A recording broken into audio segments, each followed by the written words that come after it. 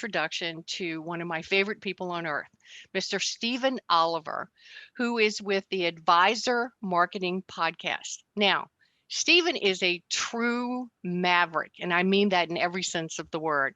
Not only in our business, but I have to tell you, his clients universally love him, and they grow at rates that they wouldn't believe it's possible.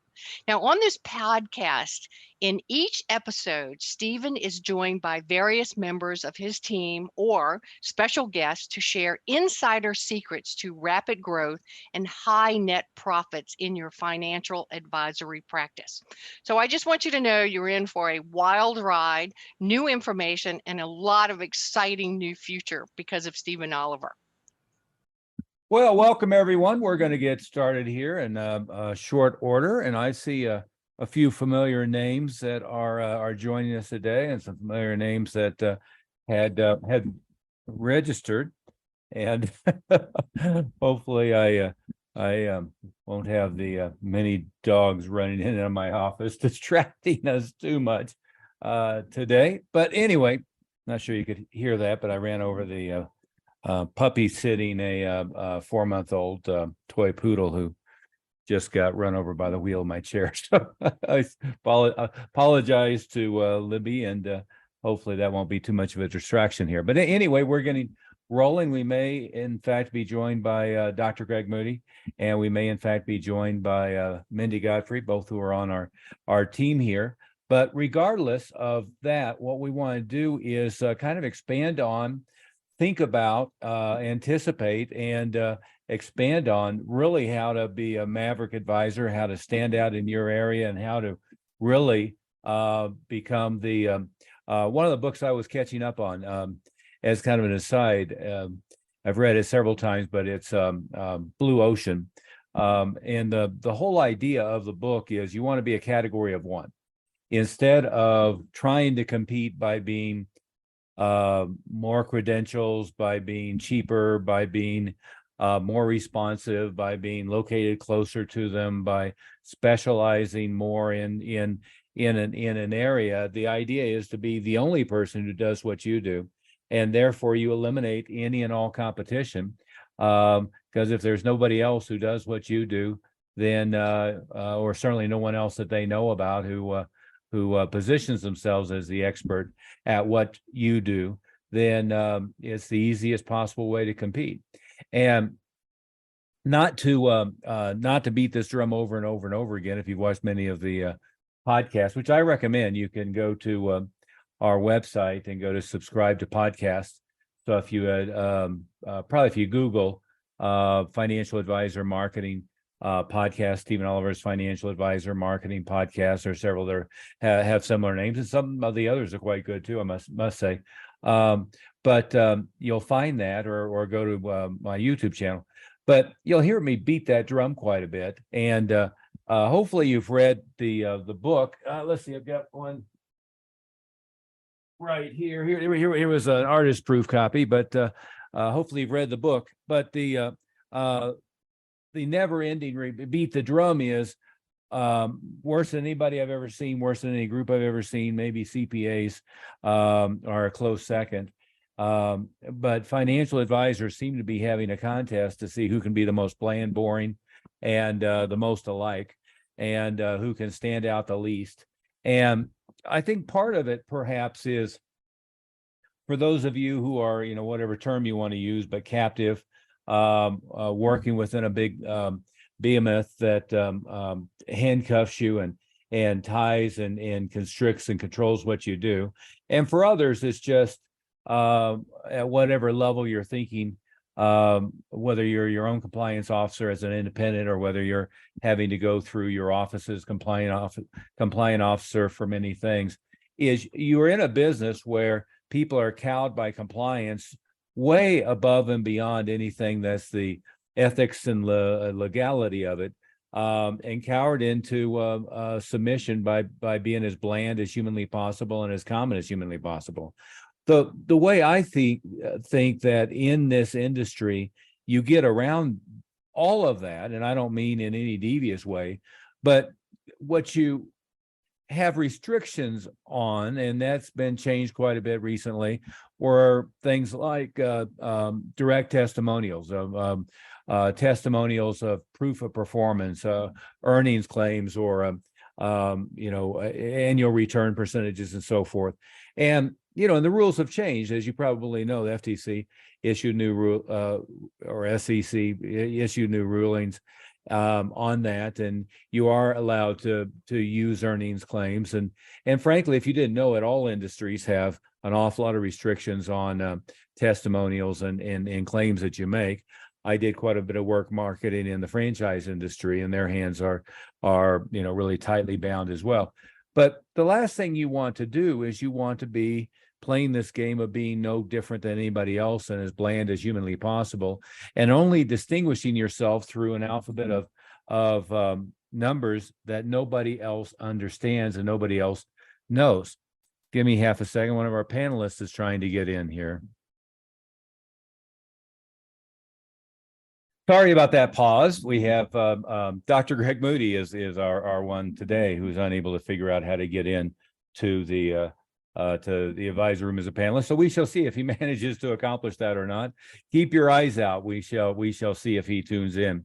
But anyway, where I was going with that is my recommendation, and it's something that occasionally you end up with a company where the compliance officer gets just weird about some of these other things as well, and that certainly gives you an idea about whether you should be in that office or not, working directly under the thumb of that person or not, as an aside. But always look at what makes you unique as a person, what makes you unique to people that you meet, and think about it this way: if you were to go to a party and you're to meet a new person, and the most boring thing you could possibly do is say, "What do you do?" "I'm a CPA." "What do you do?" "I'm a financial advisor." Well, you just shut down the conversation of boring A and boring B, and two people with nothing to have a conversation about, right? On the other hand, how do you build rapport with new people when you meet new people out and about? You ask about commonalities. What school did you go to? Are you originally from here? There he is. There's Mindi. Okay, that's a different person. Mindi, Greg was also trying to join us here. But where I was going with that is think about if you went to a party and you're not on full ass business mode and you're just trying to meet people. If you introduce yourself and you're trying to build rapport with somebody, what would you be talking about? What commonalities would you be talking about? Well, you wouldn't be talking about, well, I'm a CHFC, and I got my certification in retirement income distribution and blah blah blah. That wouldn't be the conversation you'd be having. You'd be having the conversation of, where are you from? Where'd you go to school? What are your hobbies? Do you have kids? How old are they? Do you have dogs or cats? It'd be all of your personal interests. A friend of mine, he does what we do as far as coaching and marketing support and so forth for attorneys. And, he talks about your elevator pitch. He says he's an elder law attorney. Again, a good comparable for you guys in a lot of ways. But his conversation, his elevator pitch is all about talking about coaching his kids' soccer league, and and all of the parents' funny stories and the other referee funny stories and so forth. And then, oh, by the way, I happen to do elder law, and it makes him infinitely memorable, and it makes him endearing, and it creates a humanized element to what he's doing. And I think within your practice, far from being the bland, no different from anybody else, cowed into submission by somebody who's in almost all cases never made a sale a day in their life, who has no interest in helping you make a sale, far from being cowed by all of the overreach of compliance and the fear factor and everything else. What you've got to do is say, I'm a unique individual. This is what makes me unique, and own it. And one element of that, which is a subset of this, is having a niche market and being an expert in this niche. Clearly, in the age of AI, the age of everything else, all the online options, robo-advisor options, et cetera, is if you're not specialized and if you're not like the person in a particular niche industry for a company and so forth, you're going to be left out in the dust. But the starting point is to be a personality, to be interesting, to be have something exciting about you, and sometimes it's, I know an advisor, and he's a really nice guy and very successful, but he's into classic Mustangs and buying 60s era muscle cars, restoring them, and one thing or another. And then when you get to his business, he doesn't talk anything about that. Well, I mean, it should be his office has pictures of the different restoration projects, and he should have a model on his desk. And hell, if I was doing it right, I would have the office space with the glass wall, and you look into the classic Mustang restorations, and you have, I'd decorate his whole office that way. Well, you have something to talk about. And what the fear is, and what the argument is, don't talk about sex, don't talk about religion, don't talk about politics. But it's almost like the idea is don't talk about your own level of wealth. And there's the golden retriever's tail in the picture there. So we'll see how this goes. But there's almost a rule among people that they don't talk about themselves, and they don't talk about their interests, and they don't look for commonalities. But the best way to build rapport with somebody on a one-on-one basis, most of us know this already, is you figure out what you have in common and what's interesting. Hey, Mindy, can you help Dr. Moody with the technical aspects? Send him an invite again for the webinar and the link and all that stuff, so you can figure out how to join us. Yes, I'm working on that now, sir. Yeah. Okay. There you go. But if he can think straight after spending a week in the Caribbean. Yes, I'm working on that too. Yes. Okay. We won't go there anyway. But anyway, I'll take a breath here. I just wanted to to start with that. Is what's always interesting to another person is not the credentials or the description of the career or one thing or another. What's interesting to another person is, who is this person, right? And especially when you're talking about, I've got somebody with $500,000, or I've got somebody with $5 million or $10 million. I want to know that this is a human being that I trust. I want to know that this is somebody I like. This is somebody I click with, somebody I have some commonality with, somebody that I like and appreciate. And if I don't get that, if I don't have some way of pinning down whether this is somebody I like versus they're just a suit at a desk in an office somewhere, and I'm looking at their company's ratings and figuring out whether I want to give this company money because of how big and strong it is. And not that that's not important, but it's not the starting point of any relationship. And frankly, it's not the starting point of your marketing. Is you'd probably be much better suited to just sit down and take a personal inventory. What are my hobbies? What's interesting about my family? What's interesting about my lineage? What's interesting about my hobbies? What's interesting about my pets? What's interesting about things that I collect, things that I'm interested in? And then what happens is you build a list of things that create a human being behind the pale, dull, boring image. That then you can build there he is. He actually managed to get in here. So Yeah. we're going to have some, I don't think he's going to, Mindy, I don't think he's going to take Jeff Smith's title for inability to get logged in.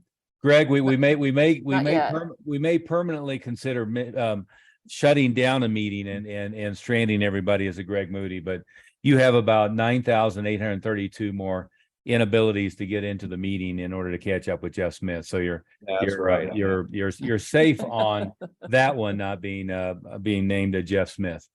But there we go. We have the full team for today anyway. And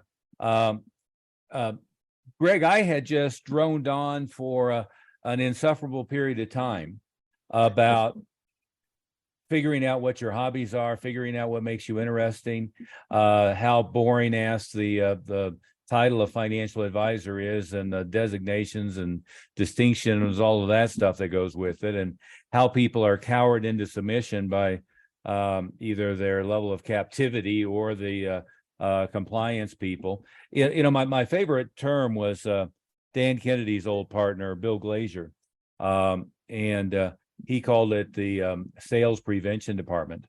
But it's certainly true in almost every industry, but certainly in this one, that every corporation is staffed by people whose job it feels like it's to put a roadblock on making a sale rather than facilitate.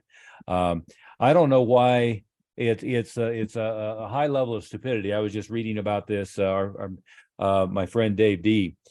He was just blogging about the previous company he was working with, which is a marketing coaching company, and how they were at every turn getting mad at the salespeople for producing sales rather than coaching them on.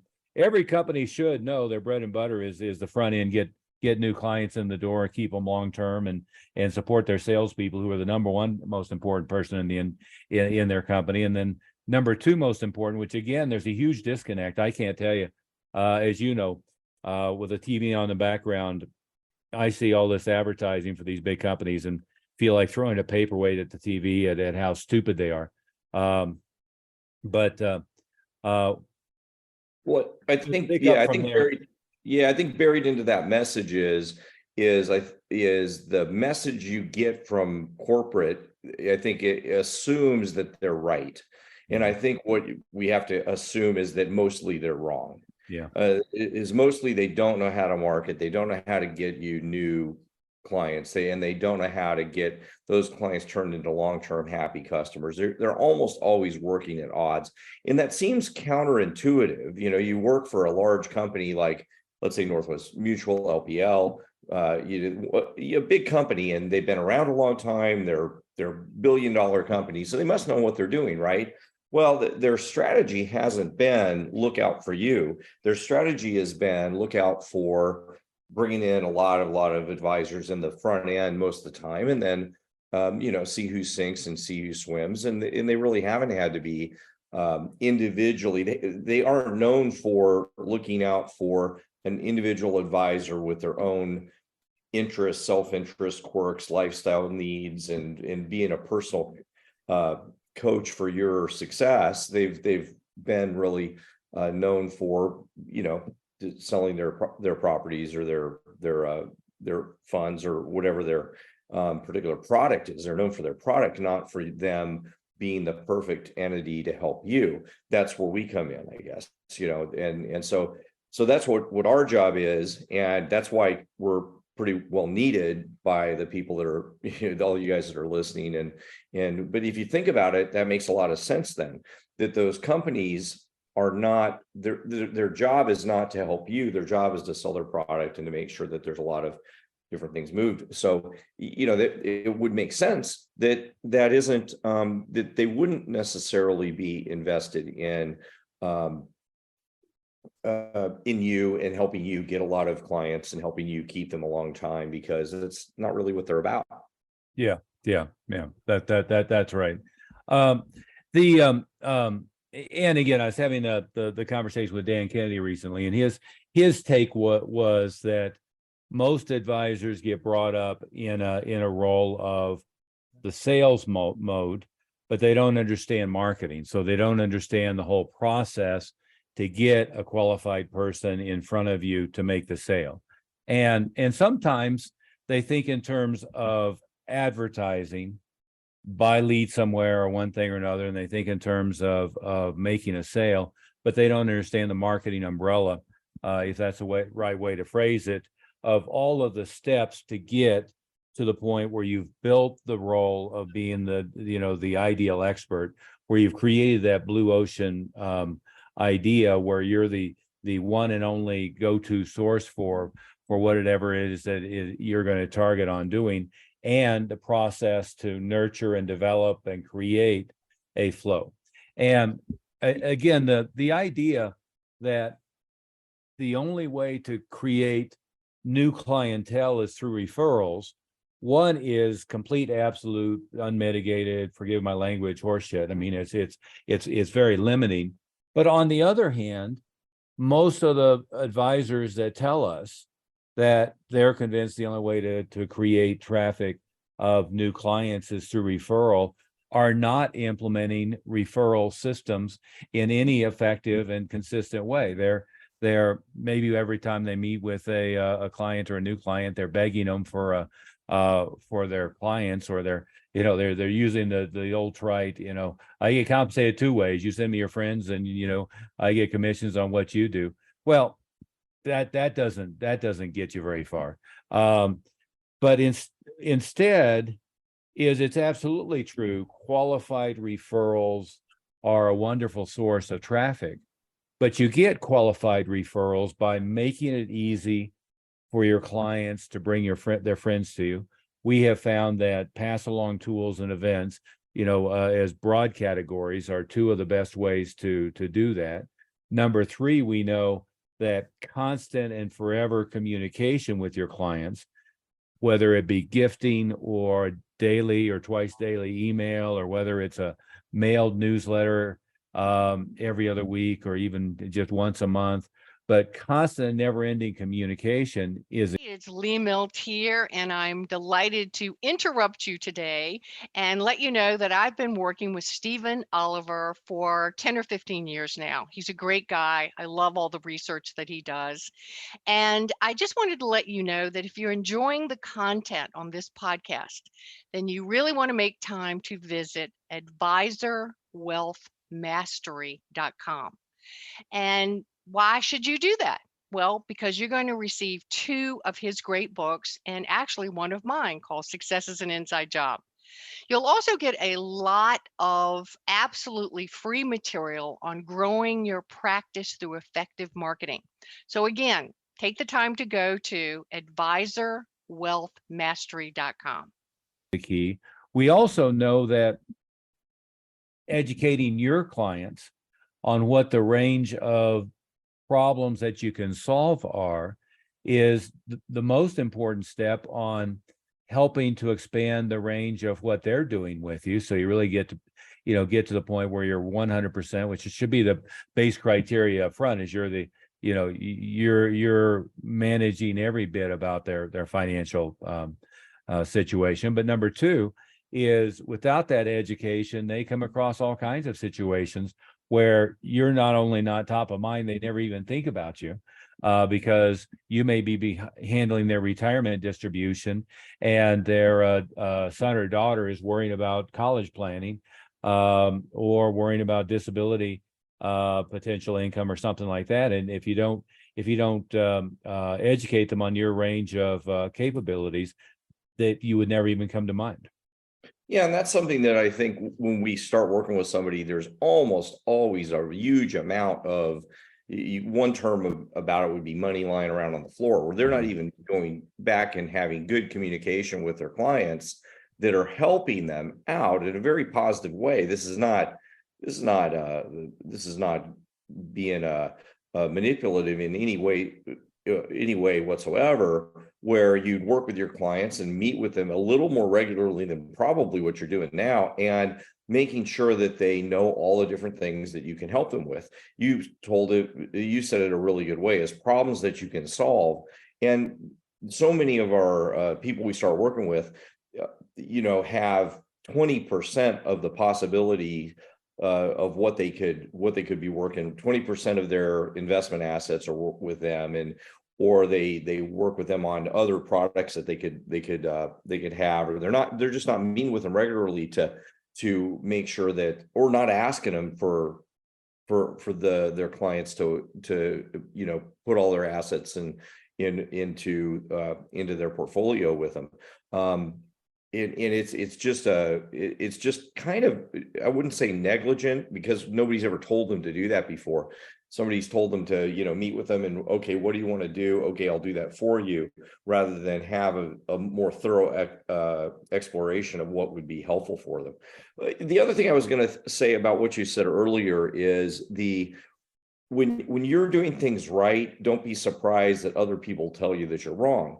So when you're working correctly and doing more marketing and doing things that they're really going to get you clients, and nobody else is doing that, the tendency for everybody else around you is going to say, well, you're acting crazy. You're doing things that are never going to work and are not going to, even tried and true things that we can help you with.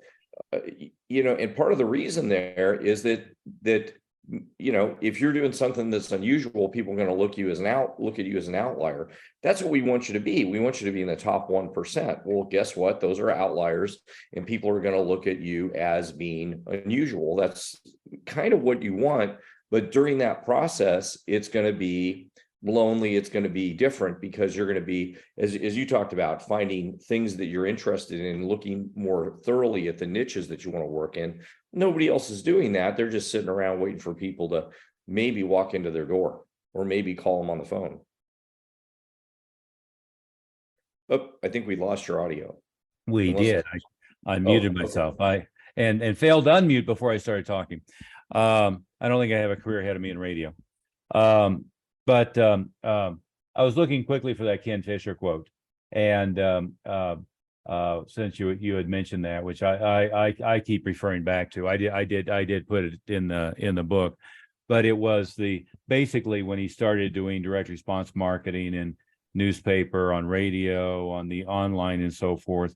Everybody told him it was daft and that it wouldn't work. And then when he started doing the same thing on an international basis, everybody told him, was like that word daft, that it wouldn't work, and everything he did just kept working and working and working.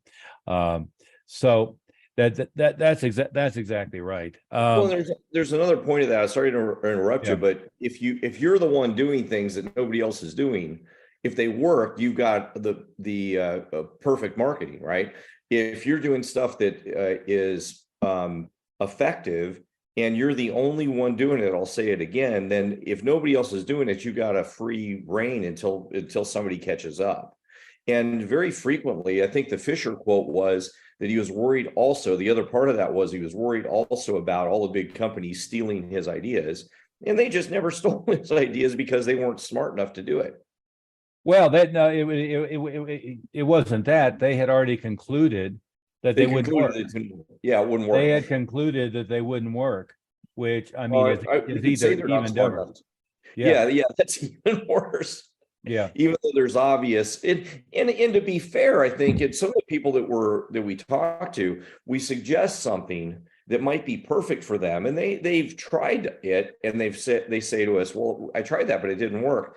And very frequently a marketing strategy, and in your book you talk about this a lot, that there's some strategies that you've tried and they may not have worked, but you didn't have the other piece, that there's small tweaks that make a huge difference in the effectiveness of the marketing.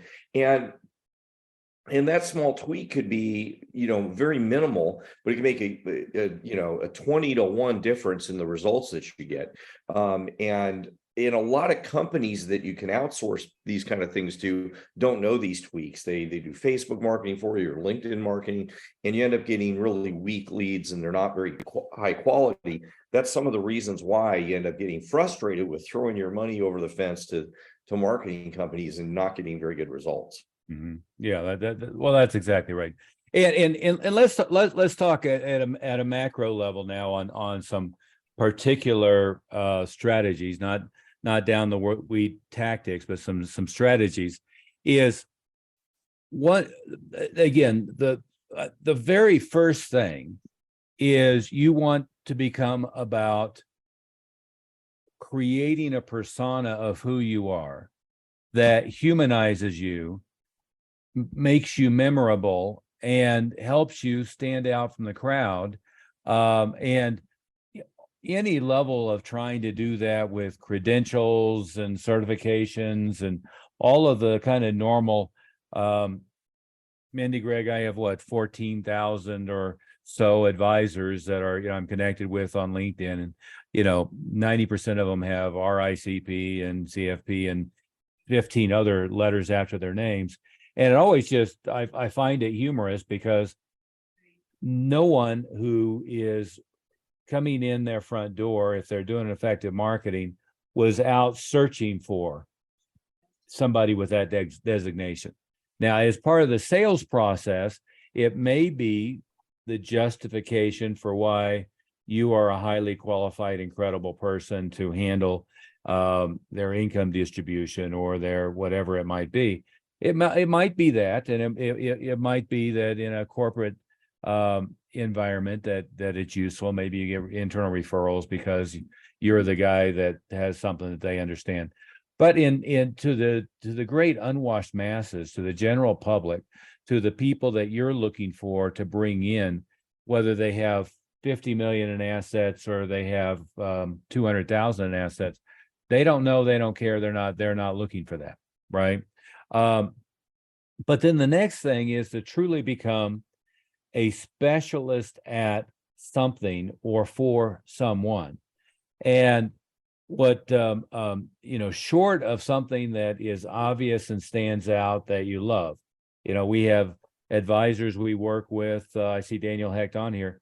Daniel, a former police commissioner in a small town, actively targeting police and police commissioners and so forth around the country. Makes perfect sense. Same thing with we have somebody we're working with who is a private pilot plane owner targeting plane owners. I have my continual project, Greg, of trying to get Peter to target every Porsche enthusiast in the country, unsuccessfully to date, but it would be a perfect audience for him. But sometimes it comes natural from your resume, from your hobby list, and from your background. Other times you have to go actively seek it out. My friend David Phelps, who actively is niching on dentists to show them how to create enough of an income stream that they don't have to work in the dental office anymore, regardless of whether they manage to sell the practice or not. That's one example. But the other might be wherever you're at. Greg, I don't know if you remember them, but Eric and Hi, they're in Houston. So all of a sudden we help them ingratiate themselves with all the C-suite executives of the major oil companies in their immediate area, both through the HR people, which is the, kind of the bottom up range, but also through the C-suite process.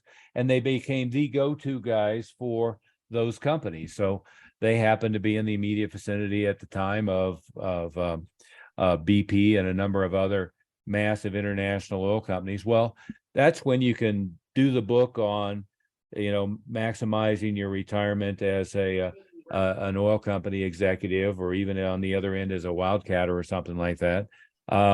That's where you can get in and you can help them understand, maximize, and plan for their own development within that industry. There's so many different ways you can do it. So to me, if you don't have anything at all interesting about you, you went to a boring college, got a degree in finance, got your Series 7 and 65 or 63 and all that stuff, and you just started, pitching annuities, and you can't come up with anything else that's interesting because that wasn't very interesting. Then you start withdrawing a radius and say, who are the biggest employers in the area? Who could I become? Could I become the expert for Procter & Gamble or for IBM or for Google or for Microsoft or Vonage or whoever it might be? Can I go through my client list and figure out who I already have that have those affiliations, and how do I work my way through them to expand? Can I FedEx a package, email, LinkedIn Messenger, connect with all the top C-suite executives, management level people, and HR people in the top 20 employers in my area, and then become the go-to specialist for those areas. And we have seen that be a marvelous strategy. Everything from, taking a very generic book and then putting a cover on it that looks like it's their colors and their logo, to creating chapter a report, a blog post, a webinar, or a chapter on how specifically within that company to maximize your outcome. Mindi, Greg, anything to add to that before we move along? Yeah, and one way to conceptualize this is if you try to be the expert at something technical. So in other words, of advising them financially, so advising them on their 401ks or their annuities or whatever piece, that's pretty hard to compete against. There's a lot of other people, as you said, with the same letters behind their name. And what are you really going to argue? What are you going to make the case out of on the technical side? And if we were talking to I don't know, computer programmers about how they could get, their place out in the market and market themselves, it's kind of hard to make that case. You're the best at X. But if you are marketing that you're the best for a person, the Porsche owner or the person who works with police department, police chiefs in a police department, or the person who works with C-suite executives in oil companies, that resonates a lot more with somebody than some technical thing. Number one, they have to understand the technical. Why are you better at that age range of financial product? And we have so many people that it's almost 95% of the people we talk to, and we talk to hundreds and hundreds of people. It seems like every month. That's probably a little more than we talk to, but it feels like about that. Let's just say a lot. It's a bunch. And we ask, well, what's the kind of target market that you have? And they say 55 and up, nearing retirement with over $500,000 investable assets, or some target number roughly like that. And that's kind of everybody. You want generally a little bit older people with a bunch of money. That's so general and broad. It's very hard for you to be the expert at that. To narrow this, and that if you're on the other side of that equation and think about yourself and who you are, and if somebody was going to talk to you about your financial future, and it was to you as a person that was in one of those niches, that you were retiring or close to retirement in the police department, or you were an oil, like you said, a wildcatter, some of those guys make tons of money. They're a good market. And to not be lazy about that, because when we bring this up frequently, then somebody says, well, okay, I'll go after doctors and lawyers. Well, that's really general too. What kind of doctors? Do you have any affiliation with doctors? Do you know anything about them? And to be fair, I think Mr. Phelps that you're talking about, he's not a dentist, right? The one that works. No, he in his case, he was a dentist. He has a really interesting backstory, as a matter of fact. But he was a dentist. His daughter had serious health issues. He had to get out of, spending 60 hours a week staring, and see, that story is part of what made this whole thing successful. In that case, that does make that works with him, and he has personal experience. But we have some other people, and I know we've worked with people that are in the chiropractic niche, and they weren't chiropractors. They just understand that group. And there's people in other technical niches, and they just learned because for some reason they had some interest in those groups. Well, let's talk about that for half a second, though, because I think that's important. Is if you are going to become the go-to person for cosmetic plastic surgeons, right? What do you do? Well, the first thing is you figure out how their language patterns are. What do they talk about? What their needs are, what their problems are, what their business looks like, right? And so what do? You go subscribe to all their trade magazines and start reading their trade magazines. You go hang out in the groups online, whatever that might be, in LinkedIn or in Facebook or wherever. And you start listening to what their concerns are, what their needs are, and so forth. And then you go meet with a couple of them. Perhaps you already have some as clients, but you just have the conversation of, when 2 or 3 plastic surgeons get together, and it seems like you guys have a really high case value and a lot of cash flow, but what are their concerns? What are their needs? What are the risks? And by the way, if they go to It's Lee Milt here, and I'm delighted to interrupt you today and let you know that I've been working with Stephen Oliver for 10 or 15 years now. He's a great guy. I love all the research that he does. And I just wanted to let you know that if you're enjoying the content on this podcast, then you really want to make time to visit advisorwealthmastery.com. And why should you do that? Well, because you're going to receive 2 of his great books and actually one of mine called Success is an Inside Job. You'll also get a lot of absolutely free material on growing your practice through effective marketing. So again, take the time to go to advisorwealthmastery.com.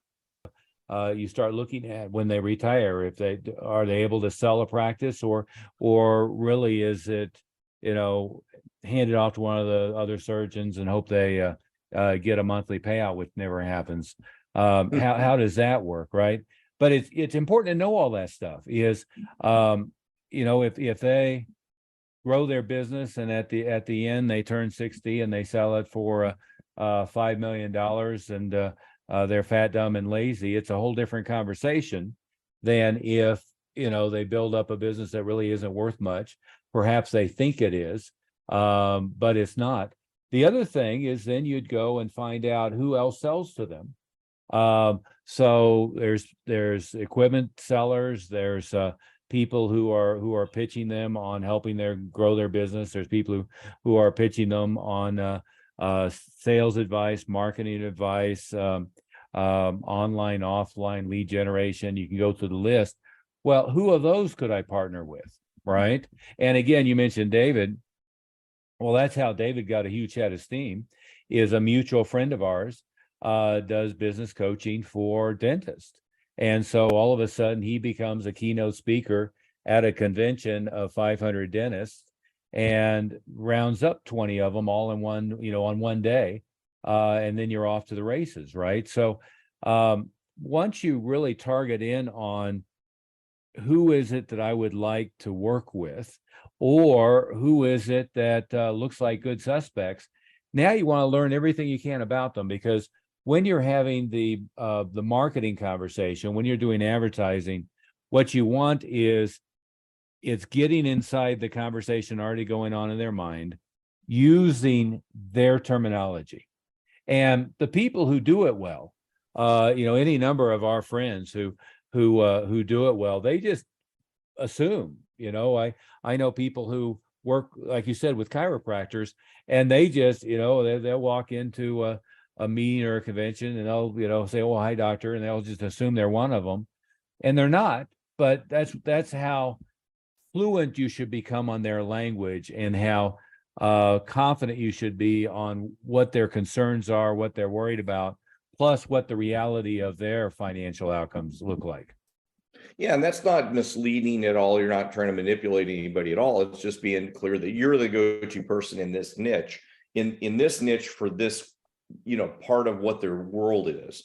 And I think what's embedded in what you said as well is you're asking questions that are beyond, just are they putting money in an IRA, or what are they doing with their investment wealth? It's beyond that, so you understand a little bit of what their world is, because they may be impending selling their business. They may need to buy property. What's the advantage of them that has to do with their wealth management in terms of buying property? How is that all going to fit in their financial picture?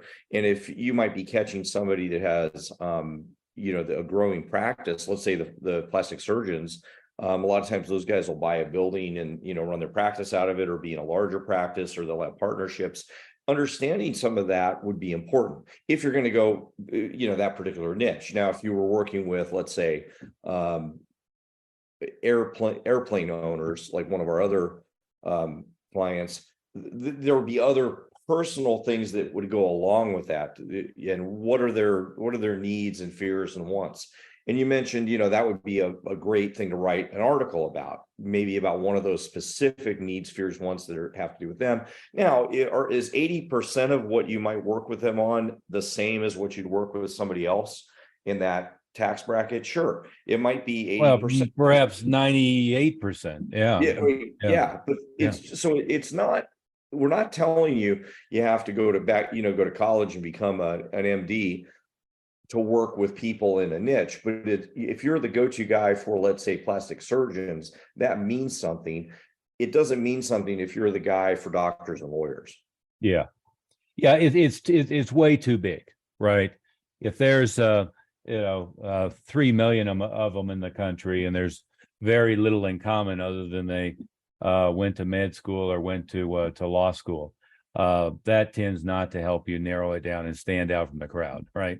It doesn't, sorry to interrupt you, but it Yeah. doesn't have to be, we keep talking about niche marketing, probably ought to go into something else, but it doesn't have to also be so job specific, because we've had some clients that work with people from Texas Tech. Mhm.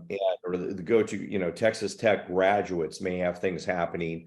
There's a lot of Texas Tech graduates that do XYZ, or, I'm a graduate of Arizona State, too many times. So, then that ends up being a little bit of a niche that's kind of fun and exciting and makes it interesting.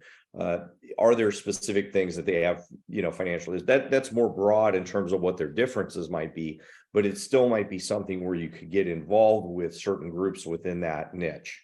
Mhm. Absolutely. Absolutely. Well, and again, that's kind of brings us full circle as a little bit of a recap. Is it's useful to go through your own background, and if you came from a different field, perhaps that should be your niche.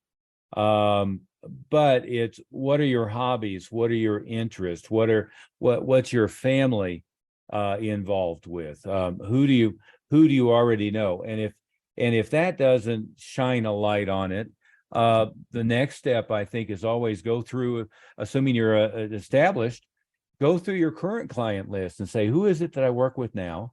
And if it were me, I ABC them. Who's the ones that are an A+, they're a joy to spirit, I work with them well, they really like me, everything's good. Which are the ones that I just despise?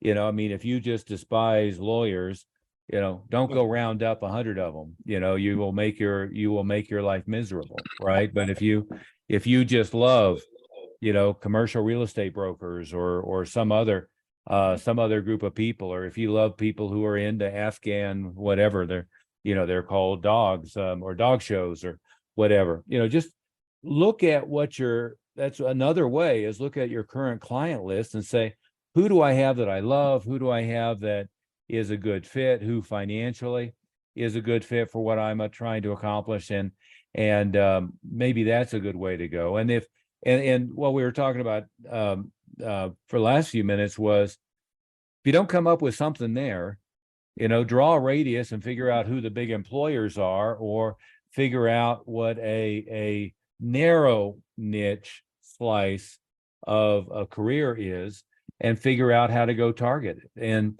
one of the projects we've had recently is targeting owners of $10 million and under businesses who are 50 to 60, looking to liquidate, getting to them pre-liquidity event, so that we can help them facilitate, make sure once they get the money that it's not dissipated, and partnering with business brokers, franchise brokers, and partnering with business development experts who get to them ahead of that point, so that we're there and we've got our foot in the door, and we make sure we help facilitate that. That's just, an example of a way to really narrow cast in and be really on top of that.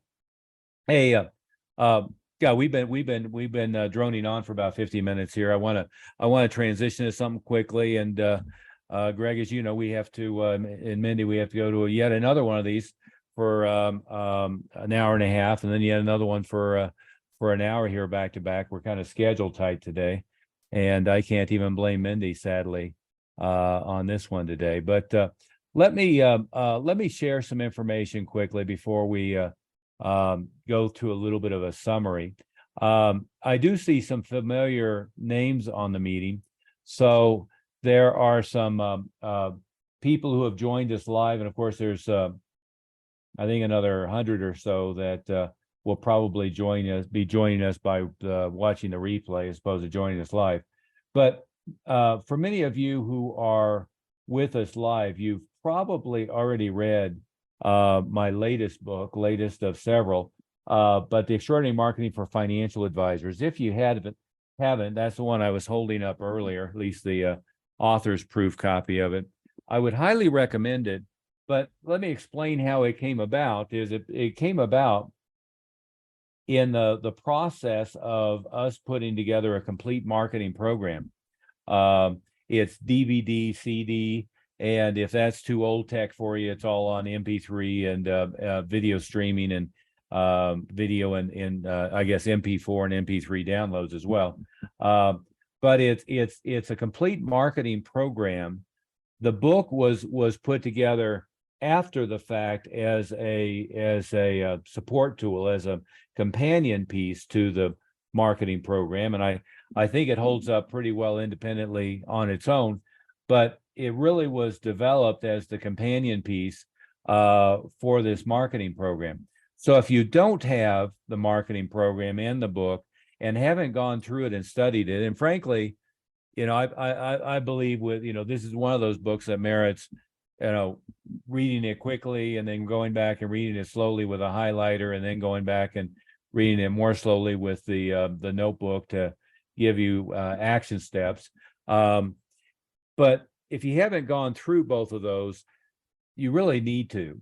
And what you're going to get is a contrarian's view of how marketing should be done for a financial advisor in order to stand out from the crowd, to be different, and to really fill your practice with the right people and repel the wrong people.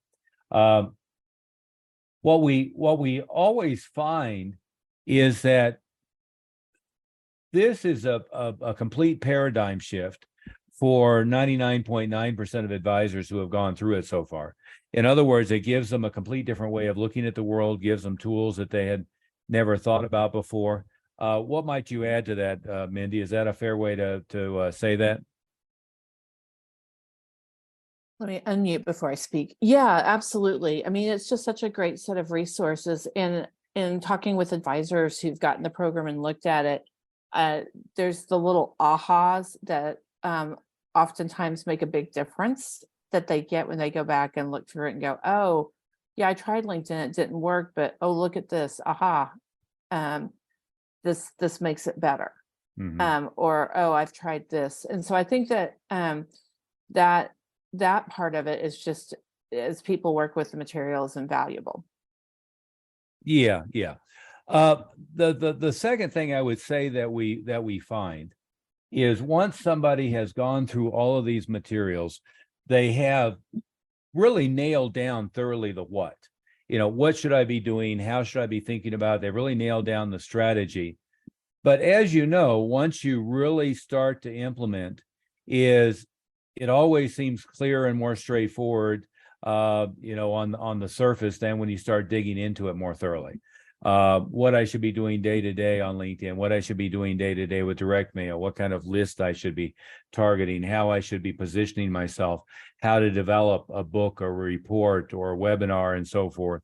And what we have decided to do, and we have several people on the meeting who work with us or have worked with us at a much higher level, but what we have created is a very entry level method of working with us. And what it does is it creates an ongoing support mechanism beyond going through the marketing program and beyond the books, where we go through one topic a month and really get to the nuts and bolts of how to implement that topic. And then we have an open Q&A and open discussion form availability to help with the developmental steps and to help everybody understand how in their city, their niche, their particular area that they can implement. And sometimes it's, how do I deal with the idiots in my office and get them to understand the value and how this works? We've done a number of running interference with compliance as well to help them understand the process. But the mechanisms are, some written materials, but it's very topic specific. Independent topic of the month, where we send out a newsletter that's very focused on implementation of one thing at a time, how to maximize an area of LinkedIn, how to maximize your positioning as the go-to advisor, et cetera. But there's a number of topics that we rotate through over the year. And then once a month, we go through and we have a real high level discussion of one of those topics, but very focused, very in-depth, and very step-by-step of how to do it. And then we combine a discussion forum with an ongoing interactive situation, and then a monthly Q&A. Now, and of course, we have any number of resources available. Most of those resources are the digital delivery of that, as well as our ongoing developmental materials. But the what we're going to be doing with this at a much lower level than what we have done in the past with higher level members is we're launching this at a super low tuition rate. It's just $297 a month, and that includes all of these bonuses in one thing or another. I just posted in the chat room the direct link to this, but it is financialadvisorwealth.com/inner circle. With it, there's no long-term commitment, there's no long-term obligation, but it includes right up front what normally we would be charging about $3,000 for.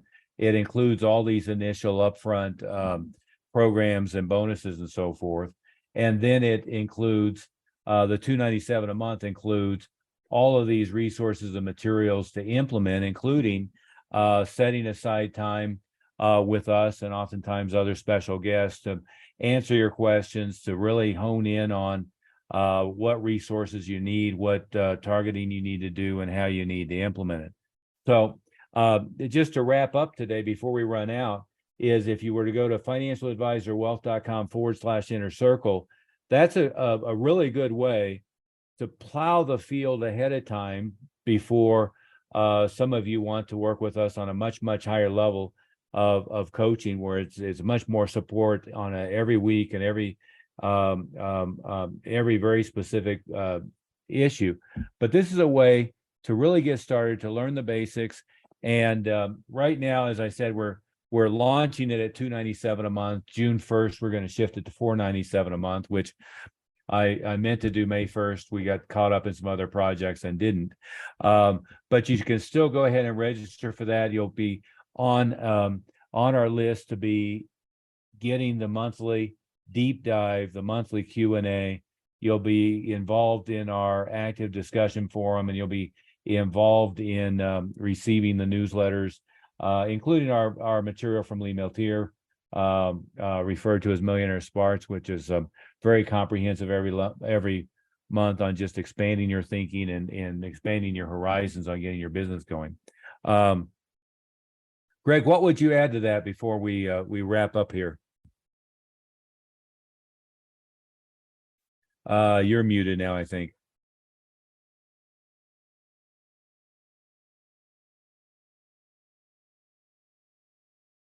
Or perhaps your mic died.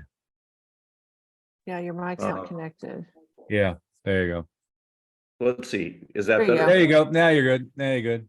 It seemed like it was connected. I said something earlier and it didn't come through. So Yeah. the great thing about this in the package is that when the book is a really good dive into what you should do for marketing, but the package has everything like laid out A to Z. So let's say it's something to do with your website, or let's say it's something to do with LinkedIn marketing or direct marketing or mail. You read it in the book, and then the package has like a very deep dive that we went through for everybody. And then in these processes here that we're doing in the monthly sessions, and when we get to talk to you, you're getting live help from us on what you're doing specifically. And you need to have a lot of marketing going on, and then once you really get a flood of clients in, then a lot of times your systems further on break down, and we'll help you with all of that. And our goal is to get you to be a very high level advisor in the top 5% of the industry, so then we can work with you even more deeply. This really gets you started, and it'll get you to that point. So this is your recipe for all of that right here. And all of the package gets you started, so you'll have really the best library you can possibly have in the A to Z list. But then when we're working with you individually, or as a group, but you'll get to work with us directly every month. This is going to make all the difference in the world for you to be able to implement everything that we're doing or that we want you to do.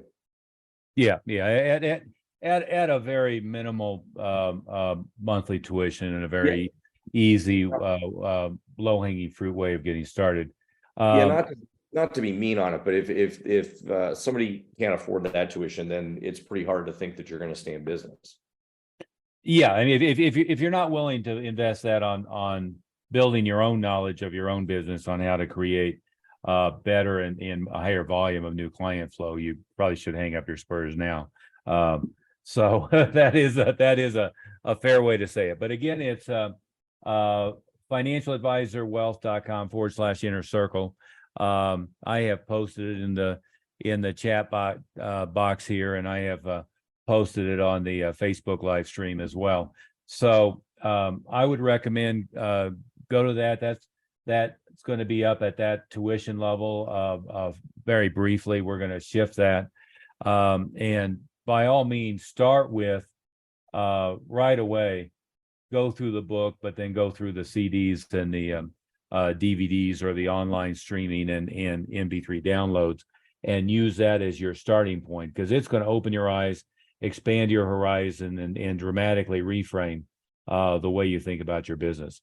On that note, we have to jump off to yet another meeting today. And I hope to be working with many of you who are either on here with us live, and some of you are already clients or have been clients. It's great to see you. And then we'll be going from there. Look forward to it. Thank you.